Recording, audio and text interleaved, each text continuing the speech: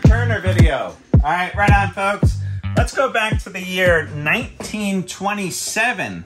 Jersey City, New Jersey, a heavily industrialized suburb of New York City. Ernest T. Walker, William Brewer Turner, they start none other than the Walker Turner Company. In 1931, they move not too far away to Plainfield, New Jersey.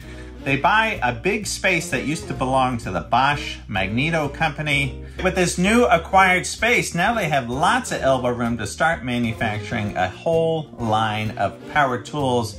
We're talking table saws, lathes, band saws, grinders, you name it. They're making it right there in Plainfield, New Jersey, including this 700 series driver line drill press bought by my grandfather in 1937. All right, in 1948, a big shift happens. Kearney and Trecker buys out Walker Turner. Now, everything stays the same. They keep the same production going in Plainfield, New Jersey. The only difference now is on the tag, it says Walker Turner, Division of Kearney and Trecker. All right, fast forward to 1956, and Rockwell buys out Walker Turner. Now, at this point, they just shut down everything in New Jersey. They moved the whole operation to Ohio, and they only keep the line going for another few years. I think maybe 1963, mid-60s, they stopped production of all Walker Turner stuff. Basically, the Walker Turner line turns into Rockwell, kind of morphs into Rockwell, like this old drill press I have right here. All right, so the other day, I got to looking at this 1951 Walker Turner drill press, and I said to myself, man, I really got to clean this up.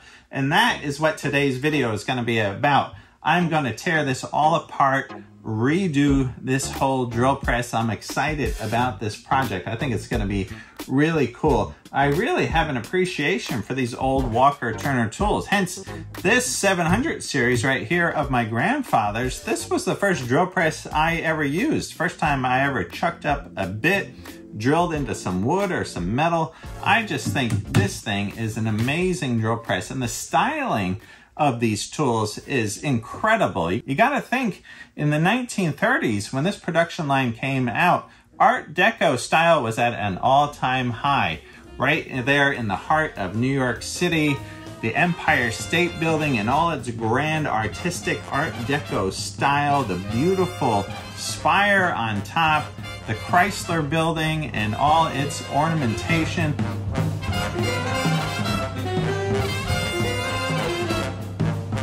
Think of all the beautiful cars back then. You know, you come home from work, you park your nice Chrysler car in the garage, you go into your wood shop, metal shop, and your tools are just as extravagant as your beautiful car, and then you're heading inside for a nice cocktail hour. All right, let's move on with this restoration. I'll give you a quick look at it before we clean it all up. I don't know, 40 rentals got up top. It's got some orange paint on it, which I almost kind of like, but we're gonna change that too. If we look here, this is how I can tell that it's a 1951. D stands for 15-inch drill press. J is the number of spindles. 4 is for what quarter of the year it was made. And A just means it's a standard drill press, no variation. And if you want more information on your Walker Turner, you should go over to Keith Rucker's website, vintagemachinery.org. They have a plethora of information about Walker Turner, all kinds of old publications, manuals, serial numbers. Look at these beautiful castings. Look at this belt guard right here. This almost reminds me of an old Indian motorcycle.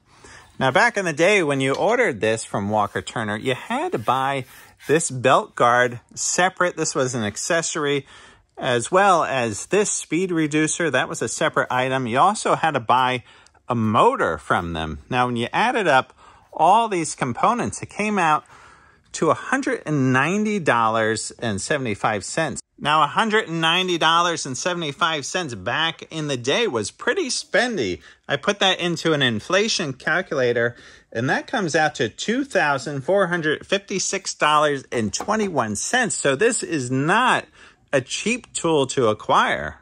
All right, the first thing I want to do before I start popping all kinds of stuff off is I want to take the chuck off, because that's easiest to do while everything is still assembled. Now, if you look here, this is a ROM chuck. I don't know if that's original. I think these all came with Jacobs chucks. But you see this knurled piece right here, and it's got a couple holes. So this is threaded on, but then inside of this, there's a Jacobs taper. So you have to loosen this collar in order to get the chuck off. In the Walker Turner manual, it says right here to use a spanner wrench or a double drift key. I have a bunch of spanner wrenches, but none of them fit this particular chuck. And I have never heard of a double drift key. I don't even know where you can get one of those. So I have the next best thing. I got this tip from Tubal Cain himself, Mr. Pete 222. And what this is I bored this out on the lathe, and I made this little C-shaped deal here. This is 1 3/8 on the inside. And what this does, this goes up and around these holes, and then I have 2 pins here that I cut from some drill bits. This is an 11/64 drill bit. I just cut these off. I'm gonna slip this on here. There's a hole in the front and the back. I'm gonna slip this 11/64 pin right in there, and I have another one that I'm gonna put into the same exact hole on the opposite side. All right, to keep those pins from just flying out all over the place, I'm just doing a couple wraps of electrical tape. You know, when you go to hit on this and they just go flying across the room and you'll never see them again. I also want to point out that I got an Allen key chucked up in the chuck, in the vise. The vise is clamped to the table. This is to keep this stable, otherwise the chuck will just spin. All right, now I want to give this a tap with a punch. You know, this has been on there a long time. So there we go. That wasn't too bad. But now we want to spin this all the way down. Okay, now we want to give it another tap. And what this next tap will do is break the Jacobs taper free from the chuck. So we'll give this a few shots.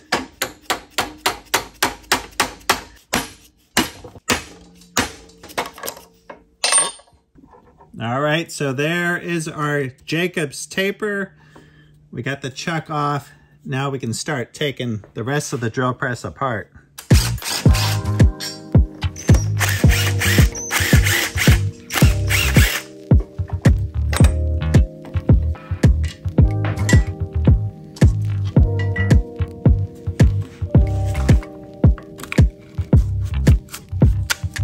Okay, off comes the spring.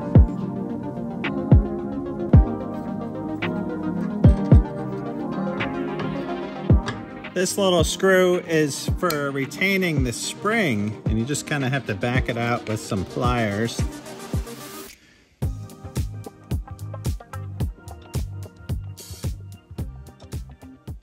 All right, now I'll take off this depth stop and we can drop this quill right out of here. Looks like somebody's got a nylock on here for the depth stop.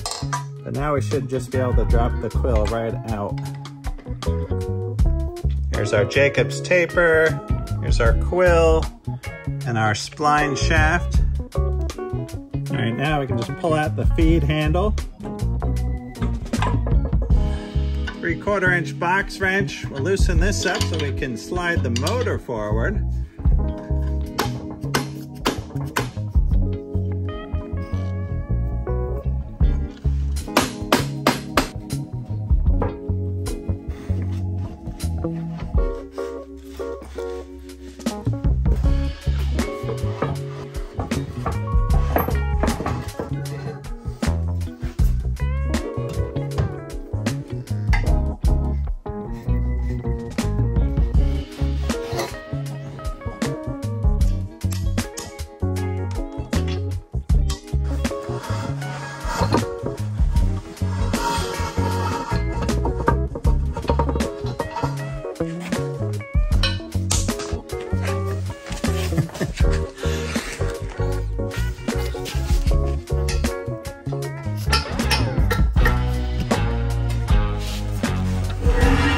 All right, what do we got lurking here in the shadows?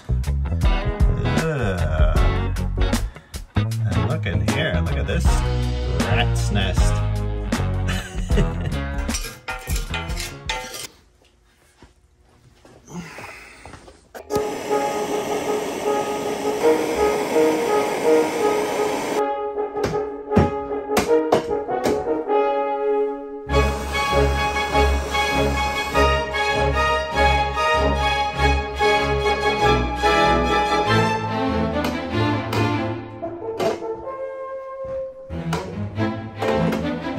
This thing is thoroughly stuck on here, rusted. I've been working on this for a while, gripping it with the pipe wrench, heating this thing up. I even soaked it with the PB blaster stuff overnight, heating it, trying to sink it in there, but it ain't budging, and I don't want to spend like a month trying to get this thing off. It's actually not necessary. So I'm going to shift gears, which is kind of a weird thing because I do like taking these shafts off, spinning them on the lathe just to polish them up. So I'm gonna have to do it in place, but oh well. Rock and roll, let's move forward.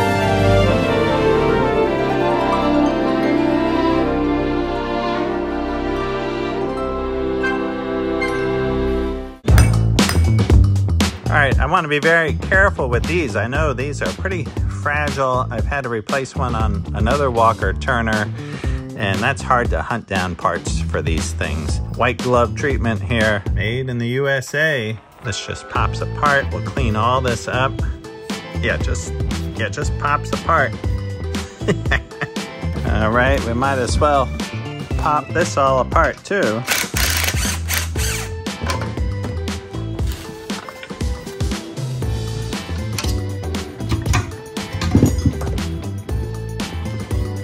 This, we got this capacitor held on with some good old duct tape. Holy macaroni. All right, at least we have the right motor on here. We got 1 horsepower, 1725 on the RPM. And if we look at the Walker Turner catalog, right, they're calling out 1 horsepower, 1740. So we're right there in the ballpark. But I am gonna put all new cords on this. Gonna paint this whole motor black. All right, this is just a little WD-40 and some Scotch-Brite. I've made the mistake before of using acetone. You wipe off all the numbers. You can't read jack squat. All right, this is a 115 or 230 volt motor. So we're going for the 120 volt here. So we have line T1, T3, and T8. Those 3 tied together. And then we have T2, T4, and T5 tied together. So here on the neutral side of things, if we pop this connector off, we can see that we have T3, T8, and this should be T1. So those 3 are tied together. And then over on the hot side of things, we pop this wire nut off, and you can see we got T4, T2, and T5. So we'll keep these together. All right, I'll show you guys this switch. This is actually a 3-phase switch, but it's being used for single phase. So we got the incoming power coming in. We got the hot coming up to L3. We got the neutral down here on T2. So here's our outgoing, is these 2 terminals. You could bring the neutral in up here. You could have the neutral and hot come in the top. And then when you hit the switch, it connects it down here to T1 and T3. You don't really need this 3-phase switch, but it is a nice heavy-duty switch. I like this. Also has a lockout tab if you want to lock it out.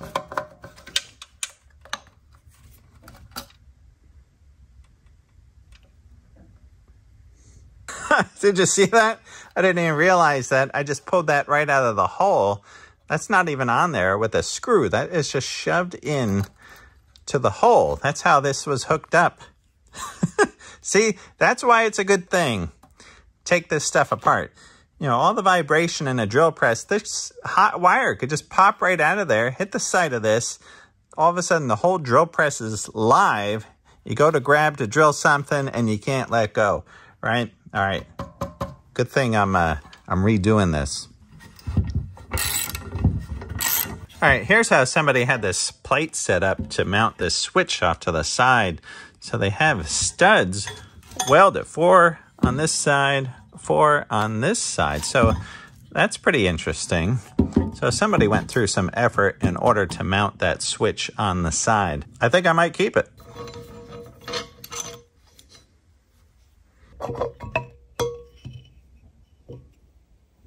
And I want to give you a close-up of this pulley so you can see on top here we have this open bearing, and then if we look inside you see this spline bushing. Now this particular one is pressed in. It has keys on either side for this 1950 model. Now this spline shaft, this is where our spindle glides up and down through the center, and this gives us our drive power for the drill press.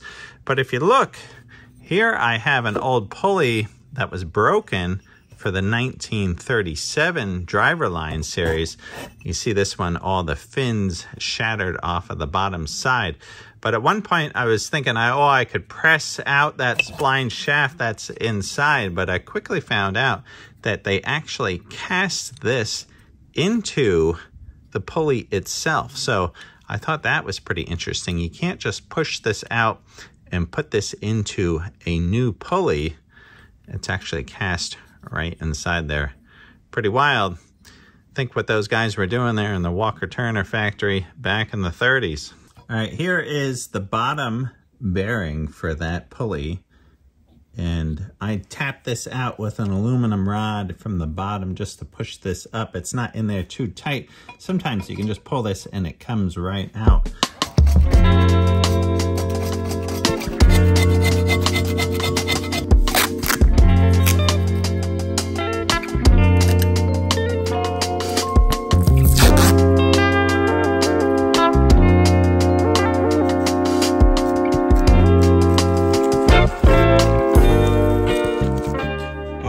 New Jersey.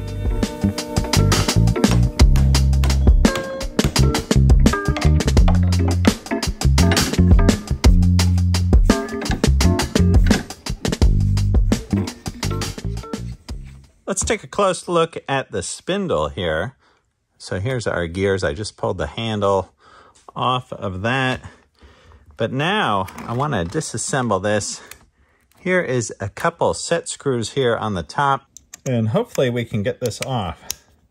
I've had this where it was jammed onto the shaft and you couldn't get this off. Hopefully we can get this one, slide it right off. Oh, there we go. We got some movement. That is great. Let's see if we can just pop this off. Very nice. That's great that that slid right off. You see that's kind of conical shaped.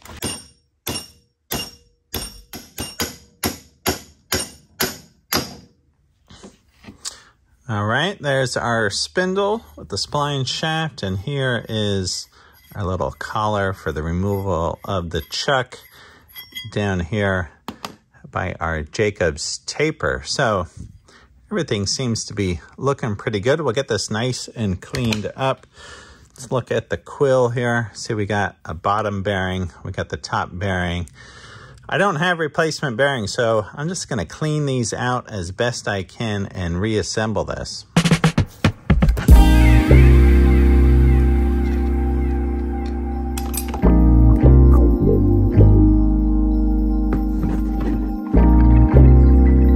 A quick wash with some Simple Green, and then I'm going to put everything into some WD-40. Now, I know a lot of people give WD-40 a hard time, but I find it to be a good cleaner. Get right into those bearings.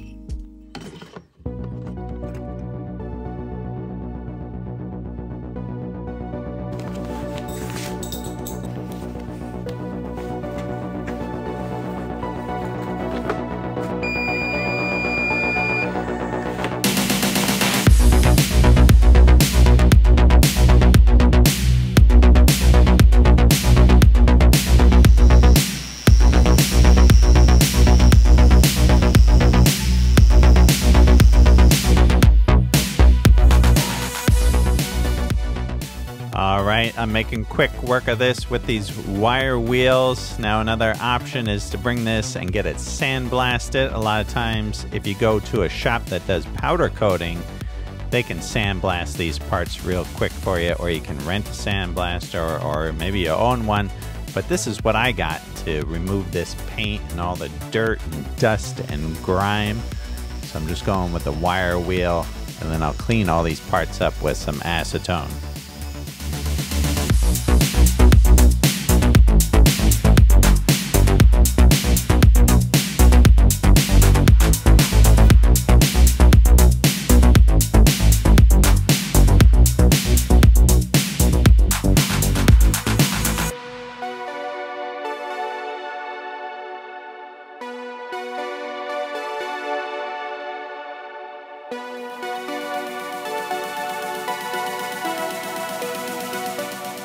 Now I am using an 80 grit flap disc on the angle grinder just to clean up these castings. Now when these came out of the factory, they didn't grind down all the edges perfectly and make it all nice. So I'm touching it up now, so this will be nice and smooth looking when I paint this later.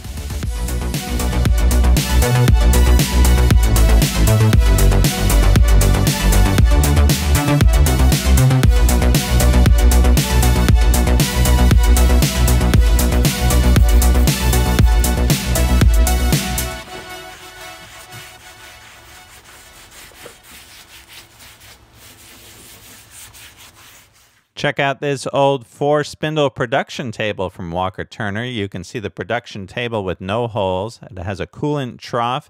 An operation on this might be drilling, countersinking, tapping, bottom tapping. You're just moving a part around in a vise. And speaking of production tables, that is exactly what this drill press has that I'm working on. Now, if you haven't seen my previous video where I take this production drill press table, I clean up these holes, and then I fill in all these holes with brazing rod. Now, after I'm done brazing this, I put it up on the milling machine and I mill the whole surface flat. Check out that video. It's a good video on fixing up this table. We return you now to your regularly scheduled program. All right, I'm getting ready to do some polishing, but first I want to change out the cartridge here on my VersaFlow respirator helmet. I tell you, this is one of the best investments I ever made was buying this helmet. You got to protect your lungs. So here, I'm going to pull the cartridge out. I got a box of new cartridges here. I'm going to put this one in. Here's the outer cover. I have a little pre-filter that I cut and I put in there. And now we'll drop in this cartridge. Snap that in, clip in a new battery. All right, I got our drill press column here set up on a couple sawhorses. And what I'm gonna do is polish this column. I got the buffer set up here with an airway buffing wheel. This is from Zephyr. These guys make some great polishing products. So I'm using that wheel, and then I got the brown Tripoli compound. This is some fast cutting compound. Hopefully this should clean this up really nice. Let's see what kind of results we get. Okay, this being a brand new wheel, I like to run it over this rake a little bit just to chew up the edge, get this edge frayed a little bit.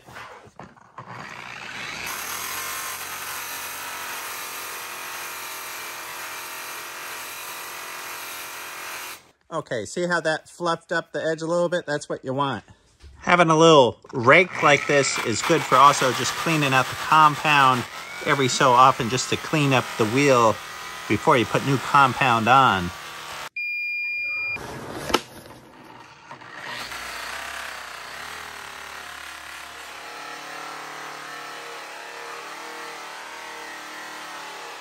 All right, that wasn't cutting as fast as I wanted. There was still some black and brown pitting things that weren't coming out with that buffing wheel. So I switched here to my porta cable.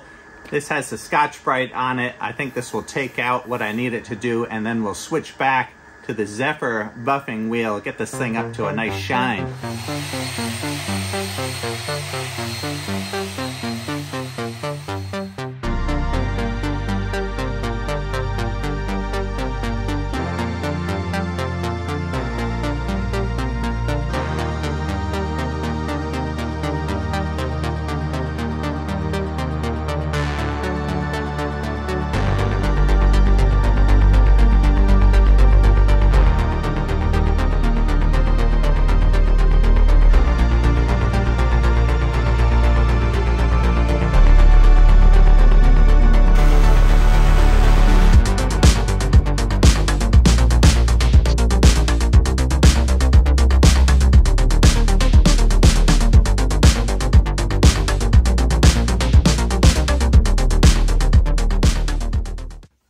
quick wipe down with some acetone, gets off all the old wax and compound. And now I just put a coat of this Zephyr Pro 40. It's just like a quick polish and keeps this from rusting. It's a little bit of a protection type thing. You're supposed to put a coat of this on, kind of buff it around till you get some black coming off. Then let it dry for a couple minutes and then wipe the whole thing down and you get a nice polish. And I know there's some dings and some scrapes in here, but you know, I'm just trying to give it a little polish, a little pizzazz. All right, look at that coming alive. That's looking nice.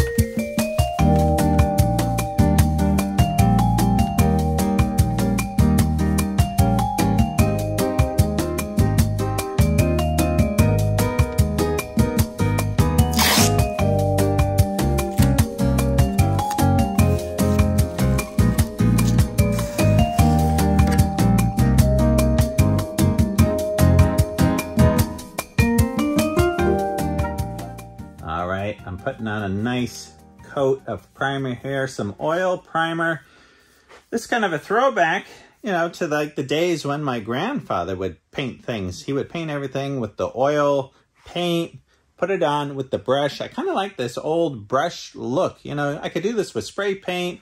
I could do this with powder coat, but I kind of like this. This is a little bit of a tribute to my grandfather, and I really like this look. So I'm putting on a coat here of the white primer, and then I'm going to put a coat of black on everything. Black enamel oil paint.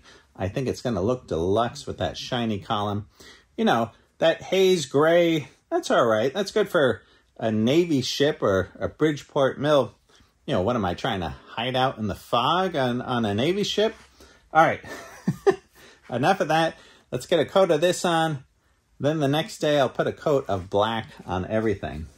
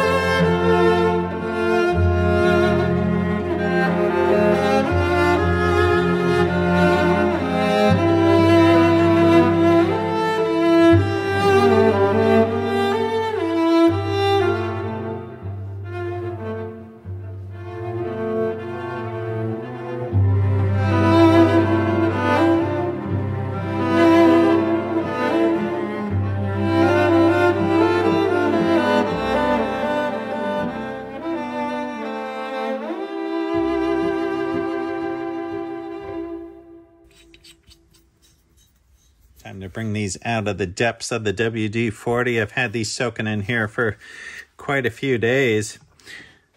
Harbor Freight, that's a good place to get some wire brushes, some of these cheap ones. I think I got like a 6-pack or something of these for, you know, just a couple bucks.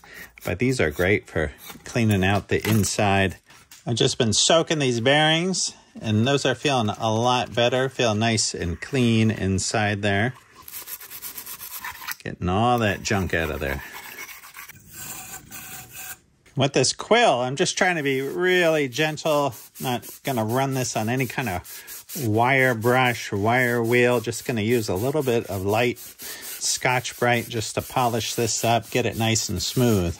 Same with this spline shaft for the quill here. You don't want to go after this with any heavy abrasives. This is sized for a bearing, so you don't want to affect the size of this by sanding on it. I'm not even wire wheeling it, just a little bit of light Scotch-Brite. And here's this Jacob's taper right here. Again, I'm just going to go lightly with some Scotch-Brite. Here's the quill return spring. Now, I am not going to pop this out of here. I'm going to leave this in there. I don't feel like recoiling that spring.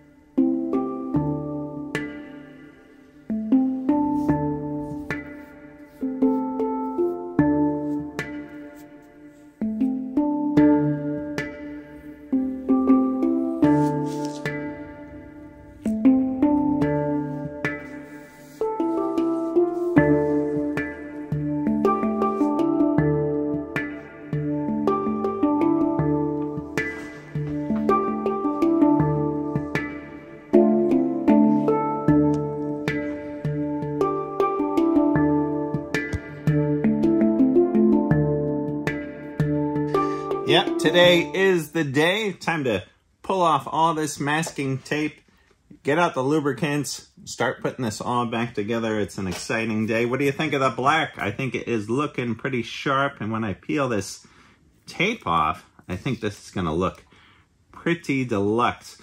Look at this nice shiny column with the black. That is looking so nice. All right, I think the best place to assemble this is if I put everything back on the column, start working on it right here. Okay, some of the fasteners on these things I am replacing just because inside, like the Allen screws here, there was rust inside. And I think it's just nice to have some new fasteners.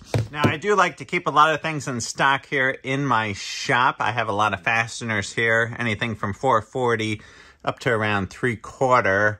I like to treat my shop kind of like a hardware store, but I do not have everything. And it's inevitable I got to make the run to Ace here and buy the fastener for $2.69 a piece. But I am glad to have Ace just down the road here, and I'm able to go buy some fasteners like this. I also have Fastenal, and Tacoma Screw is not too far away either. Okay, and just about all the fasteners I'm working with here, I am going to put a little bit of this anti-seize on, just a tiny bit. This is the Loctite Susie chapstick style.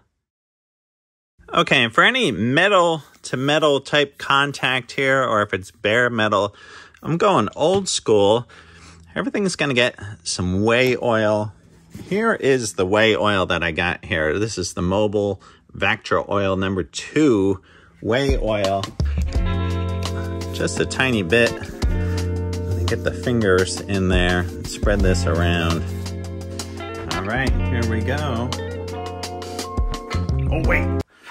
Gotta put the table on first. I was getting ready to put the head of the drill press on before I even put the table on. All right, so a little whey oil inside of here. And I replaced this locking mechanism. I don't know if this is original to the drill press or not, but this was a pain in the neck to turn this down here. So I just put a 5/8 bolt in here, and I'm just gonna use a ratchet to tighten this.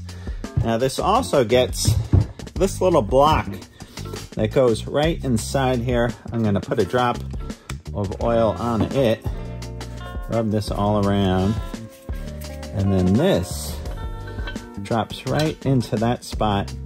Okay, now our table can go back on. Look how nicely that slips on there. Yeah, I was getting a little ahead of myself, almost putting the whole thing together without putting the table on. All right, this is gonna be a lot nicer with this ratchet to tighten this up. That is great. Get my 5 1/4 from the top. All right, it's an exciting day, and I think it deserves to have the cold beer sign on. That was in my grandparents' basement bar in New Jersey. All right, I got this lubed up. Let's drop this. Oh, look how nicely that slides on there. Remember taking that off? I was having to wrench this thing off the top. Okay, now I'm just gonna go over all these little spots with some whey oil.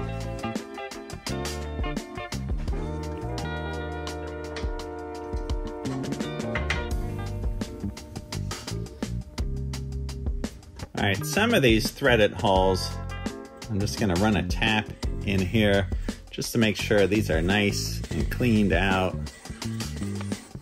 A little bit of anti-seize on this. Okay, the one thing I didn't paint with a brush is this motor. So I wanted to get into all these little spots here, and that was easy just to hit with some spray paint. But everything else got done the old school way with the brush. There we go. I did find a new capacitor cover for this motor. Actually just stole it off another motor in the shop. And now our speed reducing pulley lands somewhere right around here. All right, it's time to pack some bearings on these pulleys. So I got these really nice and cleaned out with some solvent. These are all the original bearings. Maybe at some point I can get some replacements. I did tap these bearings out of this quill housing here. I just used a like a copper rod, and I went in there and I just by hand, just like this, and just popped those out real easily. They weren't in there very tight, not a super tight press fit. But what I got here is some wheel bearing grease. It's also good to use that Timken grease, you know, that really nice bearing grease. But this will do right here. This is some high temp grease, and I'm just gonna put a little bit of this right in my hand. And what I want to do is I want to pack these just a little bit, not 100%. You want to have a little bit of room in there. And so I'm just pushing it into the palm, and you see it squeezing out the top right there. That is probably all you need right there. That's probably actually a little bit too much. So I'll wipe some of that out. Let's hit this one right here. And just packing a little bit into the palm. Just like that. All right, and here's these bearings for the quill. Got some coming through on the other side.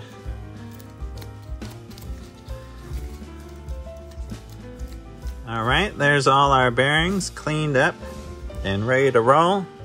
Okay, this guy, just a little shot of oil underneath this bearing. Then I'm gonna drop this one right. What I got is a pipe. I'm gonna come down and I'm gonna hit on this outer race. It shouldn't be too hard to tap in. Okay, no problem. Except for a little dust falling out of the pipe. All right, I did pick up a couple of new belts here, 4L280. That's the thing with the Walker Turner here. You got to put a new belt on, or you have to put a belt on before you slide this pulley in. You can, yeah, just like this, rotate this up and then sit right down, just like that. All right, now with our pulley in place and our bearing right here, this piece here can come down, and this traps the bearing here on the top. So just put that like that. And I bought 3 new stainless screws here to cap this on the top. I think these will look nice. All right, and before I get too far, I want to put this back belt on. And I think that's key, that you're able to take this screw up and out, pivot this, so you can loop this over. Now I can use this to tension the front pulley. That's nice, that's nice. We got our spline shaft here, and I'm just putting a little bit of whey oil over the whole thing. And then here we got our freshly packed bearing. Here's the dirt shield. We want the dirt shield to go down. Okay, and I got a piece of aluminum pipe that I'm sliding right over the top here. And that goes right down onto the inner race. And now I'm just gonna tap this down.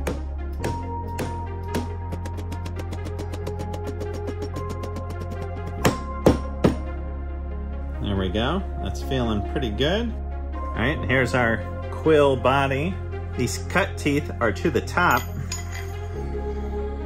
And I'm just tapping this in with this soft dead blow. I know I'm hitting right here on that Jacob's taper.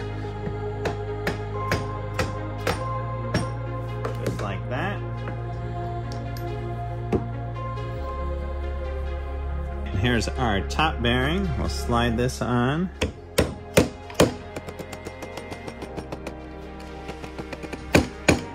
Now the dirt shield had fallen off this bearing, but I'm just dropping that right onto the top.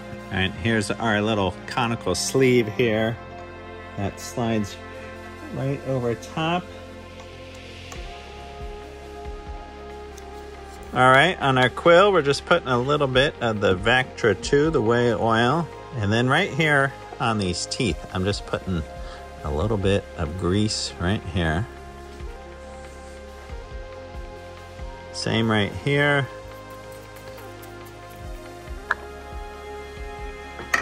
Slide our quill right up inside. There we go. You can feel that engage with the splines. Then we'll insert this guy.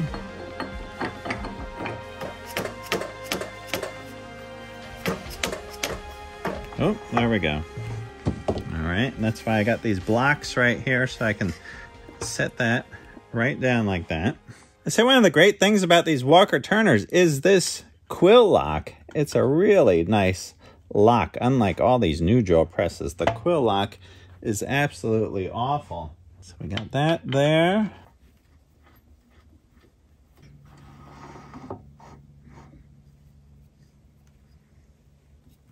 So nice.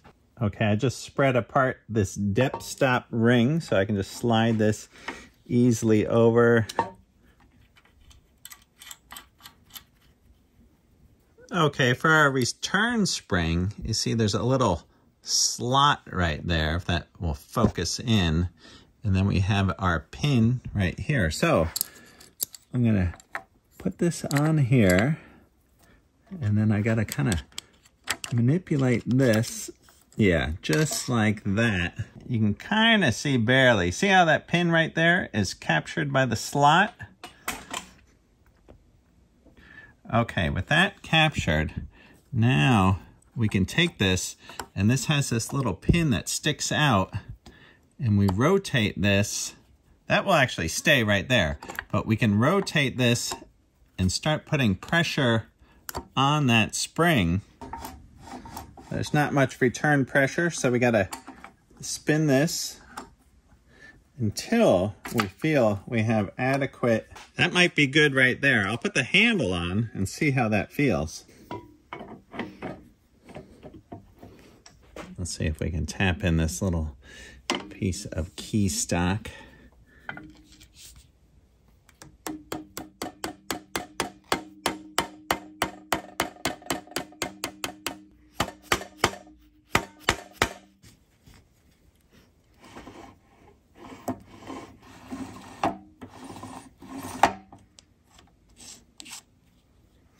Okay, I just attached our electrical box here back to the drill press, and I want to show you the wiring. So here is the incoming wire. I got a cord end here that I put on the wire, but here it's incoming power. Now this is a single phase or a 3-phase switch, so we got it set up for a single phase.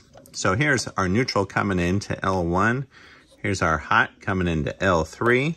Now those continue through, so when you push the button, it connects down here. So here is T1 going out with our neutral. Here is T3 going out with our hot going out. This cord right here that then goes over to our motor. I also have a couple grounds tied to a ground screw here at the back of the box. So here's our cord coming from the back of the box into the motor. And then right here, this right here, you see these 3 wires. We have, right, T2, T5, and T4, right? And if we look here, 2, 4, and 5, and then 1, 3, and 8. So our neutral here is going to be on 1, 3, and 8, and then our hot is going to be on 2, 4, and 5.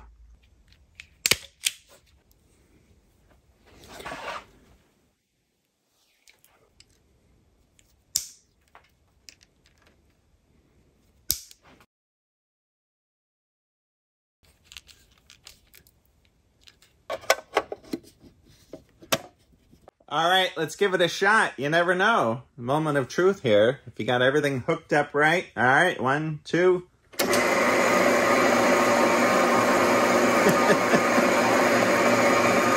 awesome. Listen to that. Everything is running nice and smooth, looking good. The wiring's hooked up right. All right, we're almost wrapped up here, getting down to the final touches.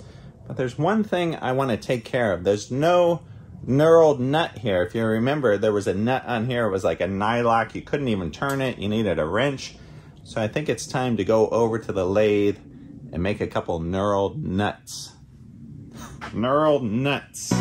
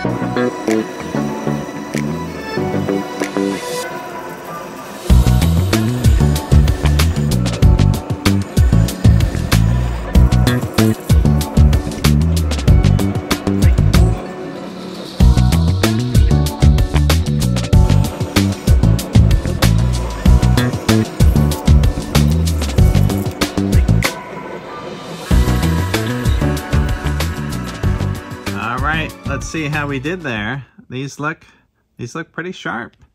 Looking pretty cool. I put a little step on this one here just so there's a little visual when they're stacked together. You can see in between. All right, let's see how these fit.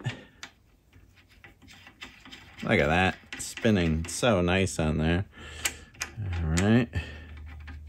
Walker Turner getting all doctored up. This could have been like a 10-part video. This may be the longest video I've done on YouTube. Look at that action. Let's see how we do here. Yeah, that is so nice. Awesome. All right, I almost forgot about this cowling here, this belt guard. You know, back in the day, this was an added accessory here that you had to order from Walker Turner, along with this speed reducer. I know I see a lot of Walker Turners like this. They have this part coming up for the speed reducer, but they don't have the speed reducer because it was an add-on item. Look at this cowling here. This looks great. I bought some new stainless fasteners. Oh, dropping my Allen key here. Look at that. Looking dynamite. It's looking pretty sharp. What do you think? And here's our little oiler cup here, just to tap this right on the top. All right, now unlock this. I want to pivot this over to the side because I want to tap this chuck on. So I got our Jacobs Taper 6 cleaned up. I cleaned up this ROM chuck just a little bit. I'm going to put a Jacobs chuck on here. So just for the time being, I'm going to put this ROM on here.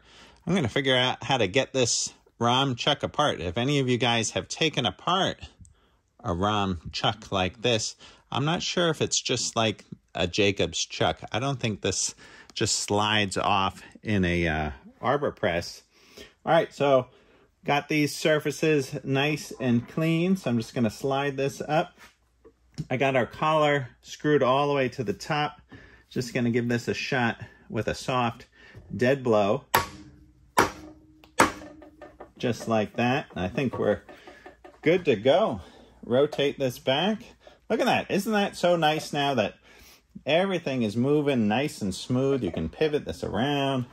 All these things work. Before it was just rusted, stuck, you know? All right, the time has come. Let's check up on a bit and see how we did. The first hole here on the newly restored Walker Turner.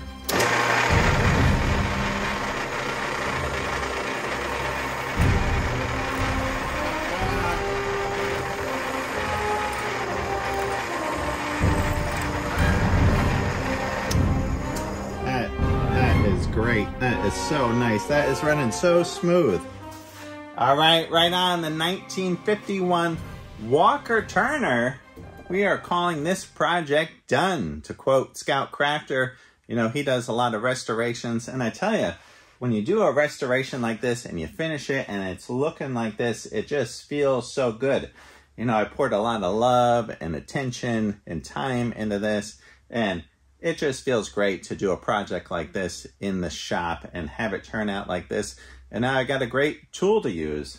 I just love the color of this black paint. I was even thinking of putting some pinstripes here on the back of this cowling, almost like a motorcycle tank, like I was talking about that Indian motorcycle. But I'm just ecstatic. I think this project turned out so good. You know, I know there's a lot of Walker Turner lovers out there.